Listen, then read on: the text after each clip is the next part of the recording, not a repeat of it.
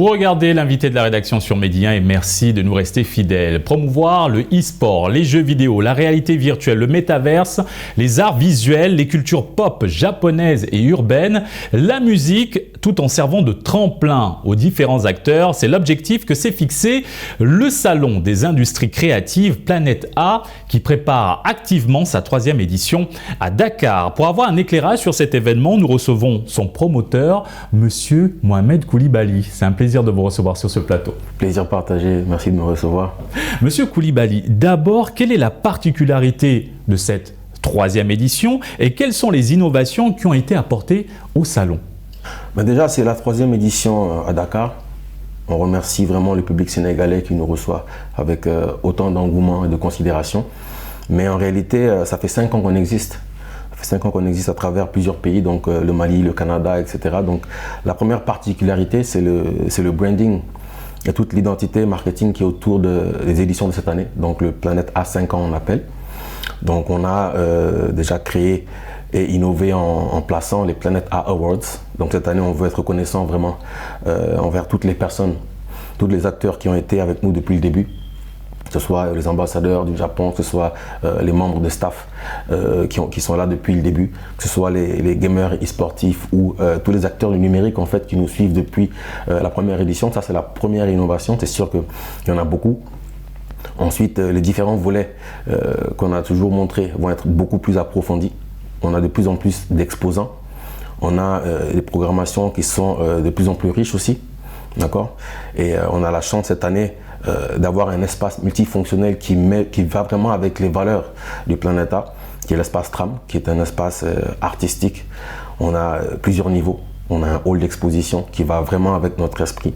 On a une belle terrasse qui donne la vue sur Dakar où on peut faire de bonnes installations pour vraiment mettre en avant tous les domaines et tous les volets artistiques qu'on met en avant. Donc c'est ça, il y a beaucoup d'innovations. On a intégré aussi la K-pop au projet qui était peut-être un peu absente dans les éditions d'avant, avec les influenceurs qui sont sur TikTok, etc. Donc il y a beaucoup de nouveautés et d'innovations cette année et on est content de pouvoir le réaliser grâce au public sénégalais. Vous venez de l'évoquer, le Salon des industries créatives Planète A est organisé dans plusieurs capitales. Alors pourquoi le choix de Dakar? Quelle est l'importance de la capitale sénégalaise pour l'organisation de ce type d'événement? Nous on aimerait que Dakar soit la capitale du e-sport en Afrique de l'Ouest. Moi, j'ai toujours aimé le Sénégal, je me sens proche du Sénégal, même du Canada.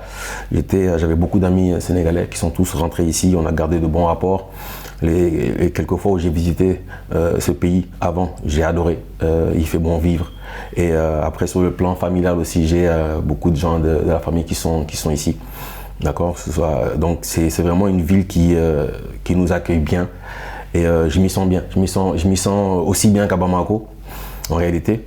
Et nous, comme on veut le faire dans plusieurs pays, Dakar, c'est une proposition qu'on a eue d'abord, en réalité aussi avant les autres villes. Donc on a directement sauté sur l'occasion avec Escape en 2019. Et depuis là, ça se passe bien. Donc nous, on est content de revenir chaque année et de pouvoir rajouter d'autres villes après. Ce salon s'intitule également le Festival Matsuri à Dakar. Pourquoi le choix de cette dénomination? Le Matsuri, ça veut tout simplement dire festival en japonais.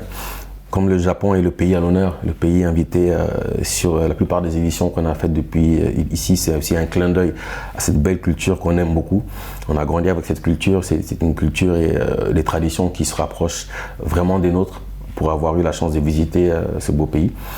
Donc on a décidé de faire un petit clin d'œil en insérant cette dénomination dans le titre. Parlez-nous de l'apport de l'ambassade du Japon à vos activités et de votre longue collaboration depuis la première édition de Planète A. Le Japon, comme je disais, c'est un pays qu'on affectionne aussi.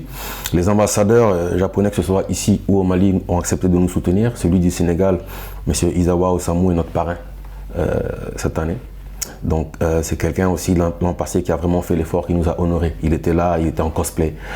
Il a vraiment propulsé le projet. Ce sont des photos qui ont été vues partout à travers le monde. Rappelons que le cosplay, c'est ce forme de déguisement issu des dessins animés, des animés et des mangas. Exactement. Si on décortique, on va dire la terminologie costume et play, donc c'est de jouer vraiment le rôle, pas seulement de se déguiser comme les gens le font à Halloween. Le cosplay, c'est vraiment d'incarner le personnage et de se comporter comme tel.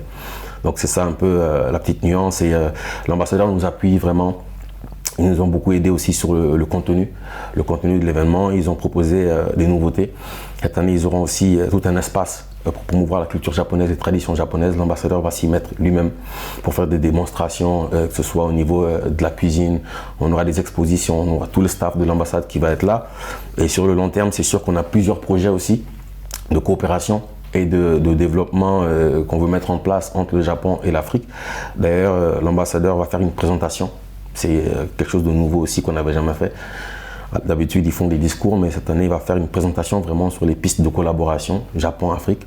Ça, on est très honorés de l'avoir, nous, parce que cet événement, le but, c'est aussi de favoriser, de consolider vraiment les coopérations entre Japon et les pays africains. Alors, quelles sont les autres activités à l'honneur de cette 3e édition du festival Matsuri à Dakar? On en a beaucoup. C'est sûr que nous, c'est déjà... Les principales. Ouais. On a deux volets parallèles. Donc, on a l'ère d'exposition, où vous aurez vraiment un gros volet réalité virtuelle, donc avec différents types de casques, pour montrer les utilisations, que ce soit de façon ludique ou pas, parce que la réalité virtuelle, c'est un domaine aujourd'hui qui est utilisé dans toutes les industries, que ce soit la médecine, que ce soit l'immobilier. Donc on aura un gros volet réalité virtuelle avec plusieurs exposants, dont des casques qui nous appartiennent à nous-mêmes et des partenaires et des prestataires d'ici qui veulent exposer.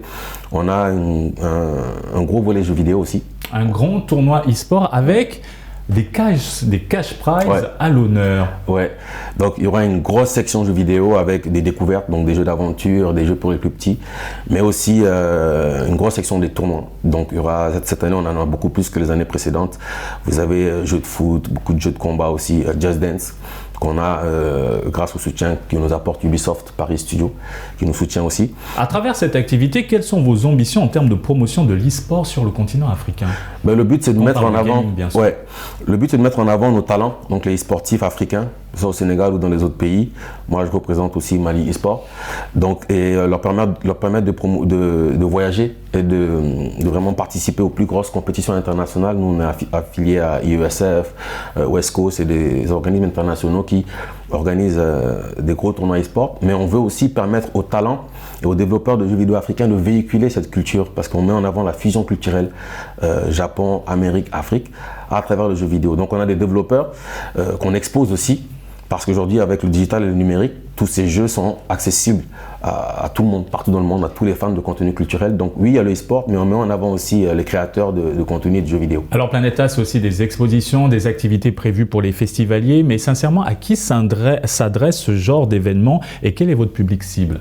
Honnêtement, la beauté de la chose, c'est que ça touche un peu à tout le monde. On essaie de ne pas aller plus bas que 7-8 ans. Mais c'est vraiment un événement où les gens viennent en famille. Donc les parents, ils en apprennent plus grâce aux conférences qui sont là. Les enfants, ils peuvent jouer. Donc on a un gros volet manga aussi. Manga, cosplay, donc culture japonaise qui va être à l'étage pour ceux qui seront parmi nous. Mais vous en avez pour tous les âges. Il y a des gens de notre génération qui continuent à consommer les mangas. Il y en a qui sont dans les nouveaux mangas. Il y en a qui regardent les mangas d'avant, comme moi personnellement, quand j'ai du temps. Donc c'est vraiment un événement qui touche un peu à toutes les tranches d'âge. Le e-sport en général, c'est à partir de 16 ans, on va dire. Nous, on essaie, il y a des organismes qui interdisent à moins de 18 ans. Ici en Afrique, on essaie de commencer à 15-16 ans. Selon les différents types de jeux qui sont à l'honneur. Exactement. Donc il y a une partie plus professionnelle, e-sport, etc., plus sérieuse, il y a une partie plus ludique. Okay, et puis ça reste un festival, il y aura de la restauration, il y aura de la musique, des prestations artistiques, des prestations d'arts martiaux, d'accord, parce qu'on met en avant, comme on l'a dit, tous ces artistes-là. Il y aura un gros groupe de rap qui s'appelle Akatsuki SN, qui va aussi venir faire une grosse prestation. En référence à l'anime Naruto. Exactement. Donc, et qu'en est-il de la musique? Vous souhaitez également promouvoir les artistes africains à travers ce salon créatif? Oui, ben déjà la musique, c'est toute une industrie qui est autour du jeu vidéo aussi et du manga, parce qu'il y a des événements qui sont exclusivement dédiés au générique de manga. D'accord, si vous regardez les grosses sorties de films après les diffusions, c'est des gros concerts de générique. Vous avez des symphonies qui sont organisées avec les musiques de Dragon Ball Z, etc. Et aussi au niveau du jeu vidéo, les bandes sonores sont très très importantes. Donc vous avez de gros studios qui sont là pour produire les sons. Donc la musique est omniprésente en fait sur tout ce qui est manga, jeux vidéo et culture de façon générale. Création artistique. Mais parallèlement à ça, on donne aussi la chance à des artistes de s'exprimer sur scène à travers des performances, etc. comme Akatsuki ou d'autres qui nous écrivent des messages d'ailleurs jusqu'aujourd'hui pour pouvoir être sur scène. On va voir par rapport à la programmation qui on peut insérer. Merci Monsieur Mohamed Coulibaly. Nous rappelons que vous êtes le promoteur du Salon des industries créatives Planète A qui célèbre cette année ses 5 ans d'existence. Ouais, grâce à vous tous. Merci et merci à vous d'avoir suivi cette émission. Très bonne suite des programmes sur Média.